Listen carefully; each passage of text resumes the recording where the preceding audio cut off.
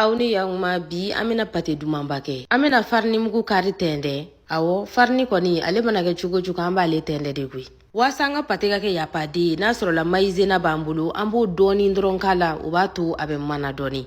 Jite mi veri nye fila bonyango wolokole.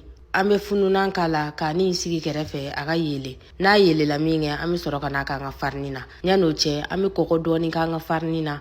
Ka nono mugu fana faraka. Awo nono mugu ko inga ya la kosebe nono mugu de batu. Ata kono fa diu tulula. Ambe beri doni nga la fana wali matulu. Ibo ko inga ka be iyere saguma.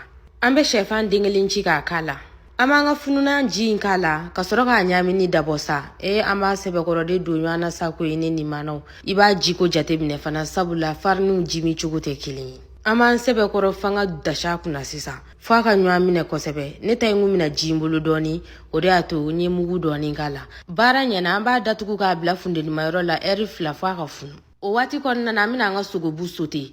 Awo zarafaka APC de tale file ni anfeta no amba kuyeri fitini nya kelinga nga sogobuina sabula nga sogobu yere te bere ame tulu kuyeri fitini nya kelinga la koko kala jabani poivron otika ko nyumani anfe ambo faraka ka soteli da bosa anda ko chayagwe sogobu ko ni moni to be bosa na yere nya bala ka sotela ka mona gaba ame persili nyokirile ambo kala ni seleri de kadi bise ko kita inare ale bara nyana sangon kanga soro anga farni fana wulila de ama anga farni la bara doni kasoro kana peteli ko nyini a petele nyuma itake bugiri mamba ide iba bu fege ya nga iki jije kana ke fege mamba fana yi chamanje ku rongo ni mano amba tike ka ke kunyi kumi bibe anyere saguma ola ame soro kana suku ke akonna na ka dabar ni furusheti nungui neni mana amana anga pategla ame fendo ke ka datukunya na anga irani ko nyenebo Nima datugu doron a sanfela ba foka bi jaibulu amba irani ko nyana bo sisa o iranya bala irani nyumate ni